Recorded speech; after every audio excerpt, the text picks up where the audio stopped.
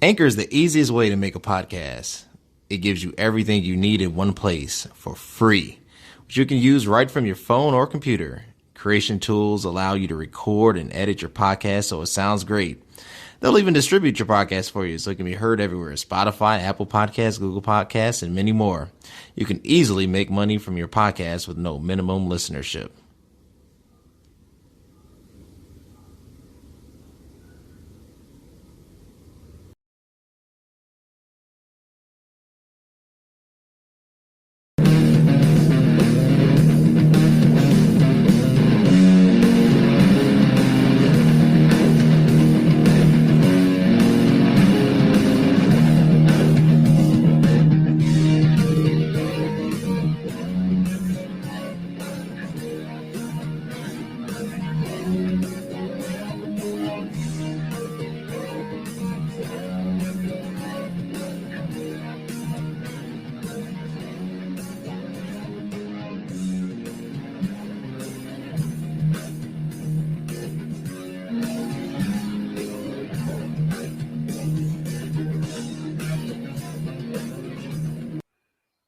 Also, welcome back to another episode of It Is What It Is podcast. I'm your host, Cody Kelly. Look, I appreciate you. If nobody else appreciates my audience, I appreciate you. Thank you for tuning in. Look, connect with me everywhere on all social media platforms, but my two favorite ones, Instagram is CVMK and YouTube. When it pops up, you can subscribe to the link below. YouTube as CV Space K, Anchor, Stitcher, Google Podcasts, Apple Podcasts, wherever your podcast preference is, we are there.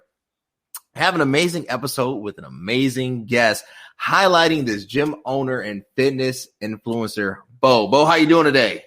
Good. Thank you for having me. Oh, thank you for being here, brother. I appreciate this so much. So, Bo, you're not just a fitness influencer. You actually own a gym, right? Yeah, I'm right here right now. Right here right now. And it seems like for a lot of influencers, it's like the goal, whether they say it or not, is to one day own and operate a gym. But I always hear that there's this negative connotation because it's just so expensive. The equipment is so expensive. Trying to get licensed, proper insurance, clientele, like there's just a lot of things that go into it. So first of all, start me on your journey. How did you get to this place?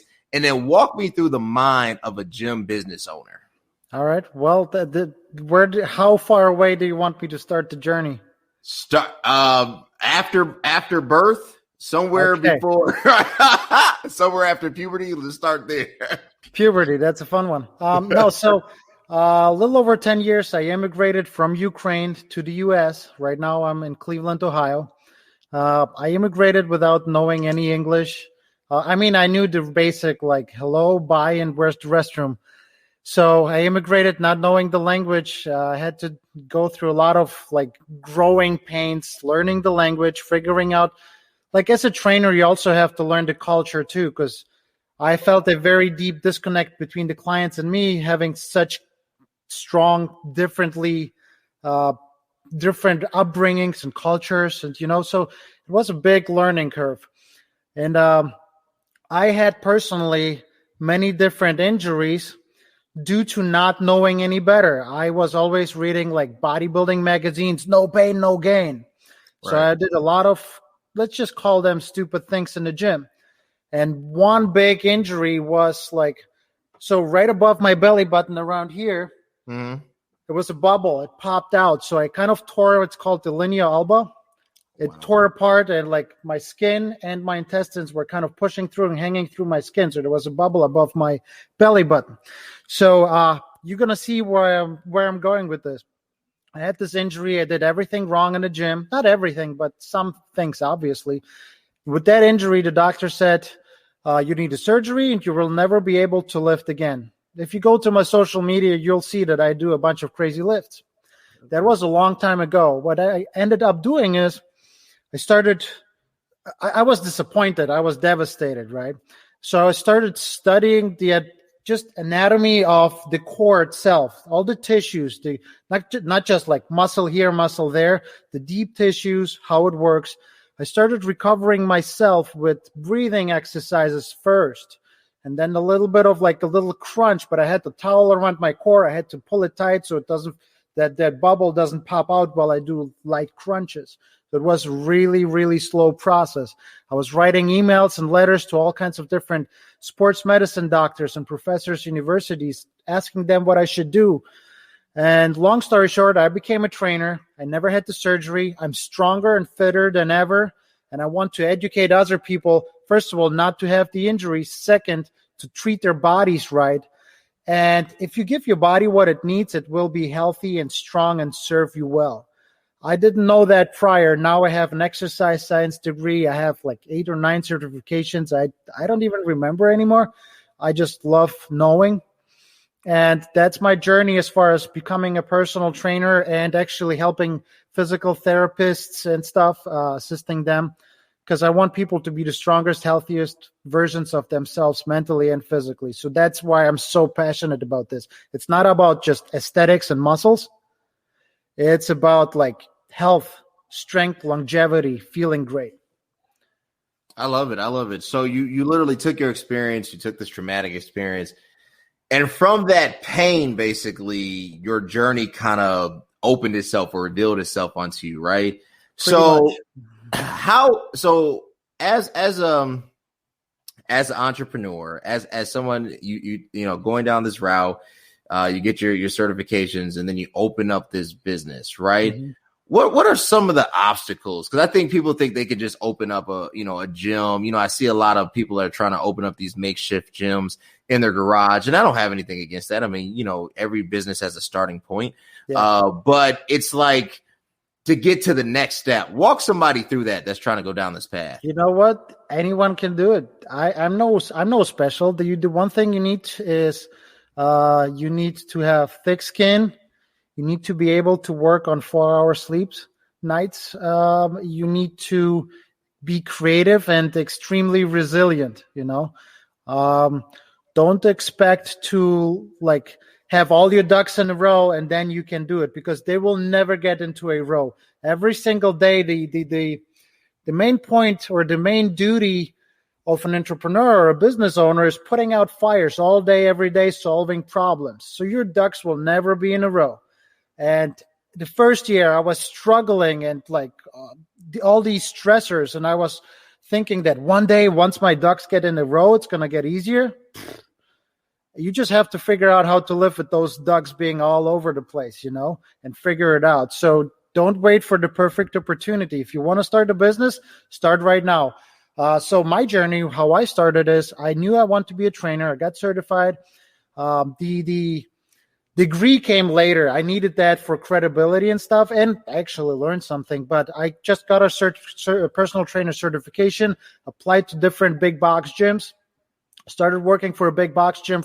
I worked there for 4 years. And I learned what I didn't know that I had to learn as a trainer. It turns out it's not all about learning exercises and anatomy. There's much more. There's sales, people, and relationship skills, having conversations, attracting people through your style of training, because every trainer has a different style. The management of clients, and then sales and credit cards and contracts, personal training contracts, and then the systems and the computer. So I learned so many things that I didn't know I have to learn. And then 4 years into that journey of being a trainer, then being a better paid trainer, then being the main guy, and then being the master trainer, having trainers under me, I decided I have to go on my own and like do it on my own terms, to where I feel comfortable ethically, financially, and all that stuff, where I can preach and teach what I believe to be the best for my clients. I love you. You mentioned something, ethically. Like I understand the financial gain that could happen with opening up your own venue. Or loss, depending how you run it, and depending when you run it. If you run a gym in 2020, the financial part can be iffy, That's true. Yeah. But you mentioned the ethics part. So what ethically did you have to separate? Like I've never heard that, from a trainer. What was the tipping point? Good question. Ethically, so for example, I'm not saying every gym. I'm not saying the gym where I worked at. But a lot of times as a trainer, if you work for a big box gym, what happens is management is putting force on you or like pressure on you to like get the signature, sign them for a year. So we have the credit card on file for the next year and they have no way out, The person that, I don't know, maybe it's not a good fit, but you keep pushing it to collect the next credit card payment check or whatever, So the financial part ethically, The other part is helping people because, again, if you work for big corporations, there's like guidelines put on you. Here, I can literally say like, you know what? I think you need to go to a physical therapist first or to a chiropractor or doctor first. And then if you work for a big corporation, you don't have the freedom of saying these things sometimes, depending who you work for, because it can end up being something like just keep training that person, make them smile. Doesn't matter if they get results or not, just make them smile, make them come back to collect the next payment, And just like when I'm here by myself, it's my place. I decide the rules. I decide the machines. So I talked about the financial part, but now the like workout part. I decide what goes into my gym. In the big box gym, me as a trainer, I have to work with what I have in front of me. I have to beg management or the owner to put equipment in that I believe is best for my clients, Here, I control what goes in. I control the cleaning supplies in the gym. I control how clean the floor is, how clean the machines are. I control how clean the toilet seats are in my gym, And I want my clients to feel comfortable. So everything is like, to me, I believe in it, so it's high-end stuff. I invest more, but my clients will learn to trust me, and then I can eventually have a bigger clientele than somewhere else. So there's all these little things. Your insurance, my insurance policy covers everything. It's expensive, but I cover myself and I cover the client. I never had an issue yet. So I'm blessed and lucky, and I take care of my clients. But again, the insurance, the equipment, the cleaning supplies. Some gyms make trainers push supplements. There's some supplements I trust. There's some supplements I would never push on my clients, Some gyms push, some gyms don't. There's so many different moving parts. Does that make sense? No, it makes a lot of sense. So as far as pushing, and I get it. Thank you for sharing that. It's a business. It's a business, man. It is a business. And that's why I want to really crack into. Talk about that pushing, because, I've had the pleasure of interviewing a lot of great fitness influencers. I've connected with a lot of amazing people. But this always, to me, it's like this secret or, we don't, people don't want to talk about. Like one of the things I've been admiring following The Rock, he's like now talking about the supplements he's taking, right? Like he's making videos about a breakdown of how many grams of protein, how many grams of creatine. Mm-hmm. Talk to us about those supplements that you trust versus those supplements that you don't. That's a good topic. Before I do that, I wanted to make really, really sure. Some people know the places where I used to work.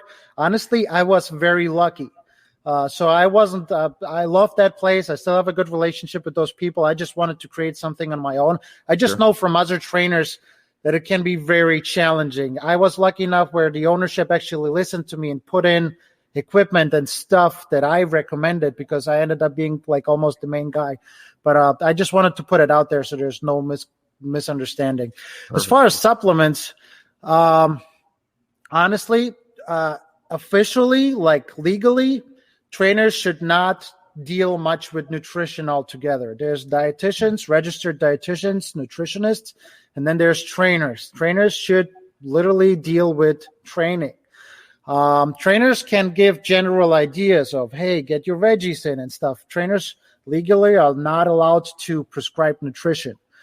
They can probably say something like, if I would be you, I would maybe take this, but right. There's this fine line. Sometimes with trainers have a hard time not crossing it. And I'm the same way. I want to help my clients with nutrition. So I'm trying to be very careful with that. So just the tip to all trainers and clients as well.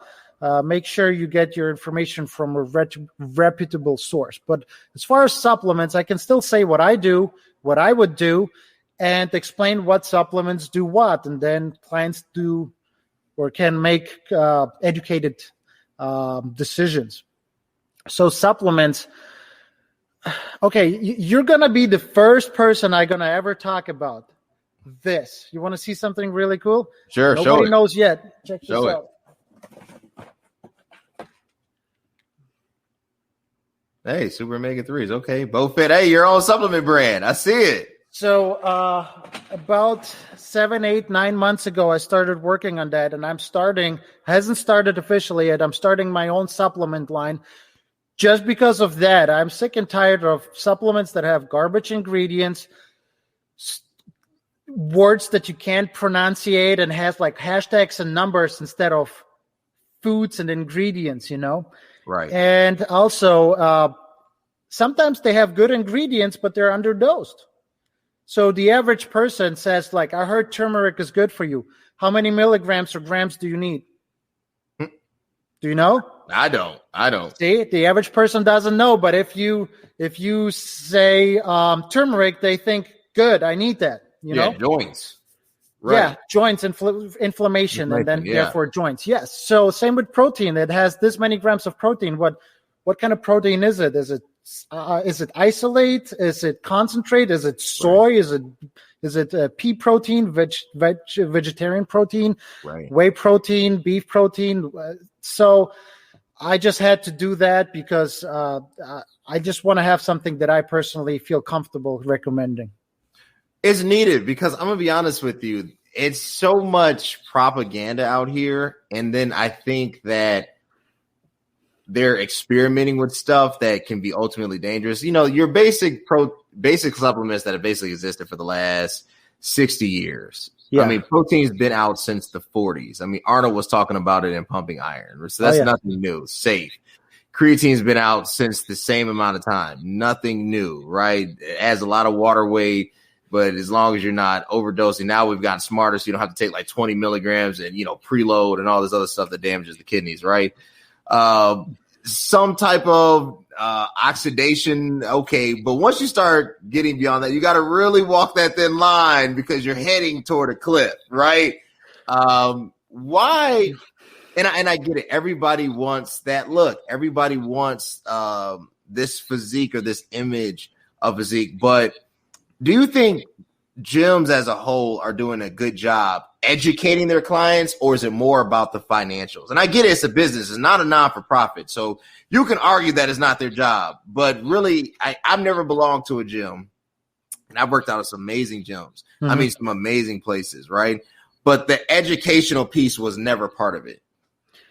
I think the consumer becoming smarter forces businesses to be more open and clear about their messaging and about like all that stuff. So be more, what's the word I'm looking for? Not see-through, but like transparent. Transparent. That's the word. So because the consumer is getting more educated, people are starting to realize that, a calorie is not a calorie. Supplement's not just a supplement. Mm-hmm. Like you said, you just said we know protein is safe. Well, is it? Because every protein is different, and then what kind of flavoring goes into it? What kind of preservatives go into it? Yeah. And then, do we even need protein powder? My line will not have any protein powders, no pre-workouts, no fat burners. Everything is health and wellness based. My vision, my idea of everything that I do in my gym is get your health in check. A healthy body usually looks good. So become healthy. If you want protein instead of like, I don't have anything against protein, but I want to educate my people first that eat protein, eat your eggs, your cheese, like cottage cheese or farmer's cheese, eat your beans or whatever. They have a little bit of protein, but like your nuts and then your fish, meat, maybe even soy if you can get a good like tofu if you're vegan or vegetarian, whatever. But there's so many different good sources, and then you can also do powder as well. But my whole line is going to be, and this is not an advertisement for it. I haven't even started it yet, but my whole line is wellness, health and wellness, longevity. And if you're healthy, then you can think about aesthetics. No, that makes sense. That makes sense. I totally agree. The older I get, I'm definitely an advocate for the health and wellness. I think that long term, that's the safest route. Mm-hmm. I think that anything that can be abused, if it's always this catch-22 because it's like, how do you define it, right? Like, what's the difference between that or somebody drinking a Red Bull before they work out, right? Like, it's because most of it is this sugar and caffeine. I mean, the caffeine content is overdosed, most of the time. Everyone is overdosing over caffeine, and that's the most abused drug in the world right now. It's caffeine, yeah. Yeah, so definitely. it's just hard to put it in numbers of what should actually go. And then at the same time, because of the lifestyle, if you're able to eat a pre-workout meal, get the proper amount of rest, do all that, then no, you don't really probably need any of that. The problem is that life intervenes, and so we try to take shortcuts. And I think that's where the danger is in the shortcut, right? Yeah, the goal is not to be perfect. The goal is not to do the absolute most perfect thing. No, the goal is to do the best you can, So even with my clients, just do the best you can do right now with your situation. If you're super tired, maybe you shouldn't work out. But if you know the workout's gonna make you feel better, maybe you should work out. Well, if you need a little bit of caffeine before, good. You probably know that you shouldn't drink 2 energy drinks a day, right? So just do the best you can. Just do the best you can. It doesn't have to be perfect, but it definitely has to be like 2 steps forward if you take 1 step back, So the best you can, not perfect. Perfection is almost unachievable, but you can always be 1% better. 1% better. I like that. 1% better. Let's just be 1% better in life. Well, you know what? We just mentioned that. I have to mention that here. On page 83 of this awesome book. I'll show the book. Yeah, check this out. The chapter is called Every 1% Adds Up. That's true. That's true. And that's how you get better. That's how you should approach everything, because it's not like these. You can't squat 100 pounds and then go from 100 pounds to 200 pounds. No, it doesn't work. Those little small 2.5 pound plates are your best friend in the gym. That's how you grow a little bit. Same with nutrition. Same with your workout routine. Same with your relationship. Same thing with my business. A little better each time. Yeah, because I tried to go. I was killing. I was like, oh, I got, on a standing military press. I'm like, I could do 185. I'm like, so I'm going to I actually tried to do it today. I tried to do 225 stand. I'm not talking about a jerk, right? Mm-hmm. No leverage, just a pickup right here and a press. And when I talk about it was an utter failure, like I might have got like this and then my shoulders just dropped because that extra 50 pounds, you think that's not a big deal. It is a big deal. Yeah. Every 5 pounds is basically 1 rep, so if you think you can just strong arm it or, muster it out, it will show up. Slow progression, my friend. Slow progression. One rep at a time. There's a reason why power lifters and strongmen have these fractional plates, quarter pound, 0.25, and so on. Because when you get closer to your limit, you can't just jump 2.5 pounds. No. Now you need these small little fractional plates, and that's how you progress. So what is the goal? So you got the product line coming out. First of all, let me know when it drops. I will. I trust you, and I support businesses, man. I think that's amazing.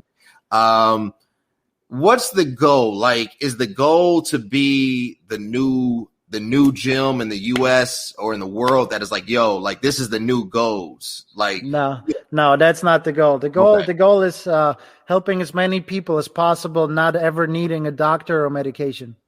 The goal is to teach people how to treat their bodies right, so they can like do a physical once a year and get the good news once a year, and that's it. Should insurance and some insurances have tried to cover gym? The answer is yes. Whatever you're going to ask, the answer is definitely yes. Because I've always said the gym is more of a medical facility. If you kind of think about it in the area of health and wellness, should employers and companies really make it essential to have exercise as a part of their workforce's longevity? I don't even understand why that's a question. I mean, I don't mean personally you. I mean in general, the world, the companies, corporations. Sure. How is that even a question? there's you don't even need studies, but there's hundreds of them where productivity is up, mood is up, community sense and like team building is up. What I do here is I have private boot camps for companies for team building events. So company gets their employees in here, they pay me, the gym owner, they write it off as a business expense. I make money, everyone wins. Oh, wow. And we do a team building event where I do exercises where the team members depend on each other, right? So you have to do this until your partner finishes doing this. The faster he goes, the less you have to struggle in a plank or in a squat position or whatever, something mean and evil. So after that team building event, usually the owner of that company writes me an email and says like, whoa, productivity was up. For the next week, instead of like moaning and complaining about work, right, all those cubicles are talking between each other. Oh, that workout was so tough. Like my legs were shaking, my arms were shaking. I felt sore here. I felt sore there. The community, like the topic and during lunch breaks in those companies is completely different. Like everything changes, The other pro to like what you just said is loss of thermodynamics and physics. A body in motion stays in motion. Therefore, a body not in motion stays not in motion. As a business owner, do you want employees that stay in motion or stay not in motion? Stay in motion. Get your people to move, and then they stay in motion throughout work. So, staying away from the doctor. Exercise can lower blood pressure, increase mood, depression, anxiety, all the stuff that people take pills for. They can just realize that exercise is medicine. That's true. And then with good exercise, you start having willpower to eat correct, and then the other half of your problems fall off. That's true. Last question. Are you worried about the status of really the world's health, but specifically, I guess, because we're in the U.S., COVID, like you said, if you were a gym owner in 2020, you saw a dip, right? Even though vaccinations are rolling out. And I do believe by third, fourth quarter 2021, everyone will have been inoculated, right? Everyone will have been administered this vaccination. But at the same time, the damage has been done as far as the rates of obesity climbing, right? Does that scare you? Do you think that there's going to be a rebound, or do you think that, because I've always said this, like, let's say it all ends, everything goes back to normal, right? That everything's open, no mask, whatever. Does everybody start running to the gym? I mean, what does that look like? Is it what thought goes through your mind? There's over the last year and even beginning of this year, there was a lot of different thoughts and a big progression from one thought to another thought. And first of all, I had COVID myself. I was tested positive, and I couldn't show up here at work for a good 2 weeks, actually a little more. I took an extra day. To be honest, I was bored at home. I was actually training people on Zoom from my living room. I had 2 days of like a little bit of a headache and joint aches and stuff. Right. And I was fine. This is a very controversial topic. So without getting too much into it, we know facts, comorbidities, right? So this just tested your strengths and weaknesses. If you didn't take care of yourself, it hit you harder than if you take care of yourself. It's just a fact. Financially, relationship-wise, or business-wise, or fitness-wise.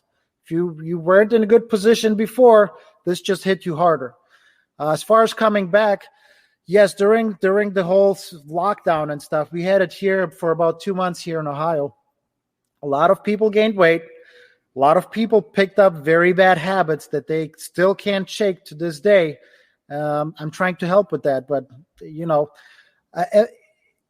at the end, we all make decisions for ourselves. I can't make decisions for my clients or other people or for Americans, for the world. I can't make decisions for you. I'm just here to help. I'm here to give you answers. You might not like them. I'm here to give you exercises. They might be tough. But together, we can make you stronger, fitter, healthier, mentally and physically, If not me, there's enough workouts and guides and advice on YouTube, on Google, anywhere else. You don't have to pay for this. You have the decision. You have to make the decision if you want to live a healthier, better, longer, happier life or not. If the end of the day, it's up to you. If you want to be scared and watch TV and sit on the couch and wait for somebody to save your life, not going to happen. You have to make the decision right now, and then you actually have to make actions towards that. So do I feel bad and scared? You know what? First, I wanted to say yes in the beginning of everything when I saw everyone declining like crazy. But now I want to say, no, I'm not scared, because I see my clients. I see they're crawling out of their like bunkers. They're starting to move. They see that it's dangerous to be in a fearful mindset and not moving, not eating right and stuff. They're coming out and they're getting stronger, fitter. My gym is actually doing really good right now. Wow. Really good. People coming in. We're taking precautions. I have enough room, and we have sanitizers, cleaners. Some people don't care at all. Some people are very careful. Some people are still trained through Zoom. They're afraid to come out. Hey, whatever works for you. I'm not here to judge. I'm here to help you. I'm here to, whatever means possible, I'm here to help. I'm not worried. I'm not scared. Whoever wants to be better will be better. Whoever doesn't, they're just going to complain about it. And then whatever. That's up to you. Perfect. Well, look, I appreciate you, brother, so much. Bo, I know you're in Cleveland, Ohio. Where can they follow you? Where can they support you? Where can they connect with you? So a good support would be to go on YouTube and follow the channel. We have a weekly podcast as well as supportive, like here and there, videos on exercise, motivation. But the podcast is all about health, fitness, and mindset. So I talk to doctors. So tomorrow I have a episode dropping, talking with a chiropractor about back pain, why and how to fix it, like even at home. Last week we had a podcast with a gynecologist about menopause and fitness. So the whole spectrum of fitness, health, mindset, longevity. So the YouTube is called Stay Sore. Bo Skitsko, Stay Sore. And it's called Stay Sore because of this, the Stay Sore book. So it turns out I'm a best-selling author. You can get it on Amazon. And Stay Sore just means you got to get uncomfortable if you want to achieve something. It's not just fitness. It's everything. Business, relationships, health, fitness, looks, whatever you want to achieve, got to get uncomfortable if you want something good. So that's why Stay Sore, stay uncomfortable, And then social media, Bo_Skitsko, pretty much everywhere.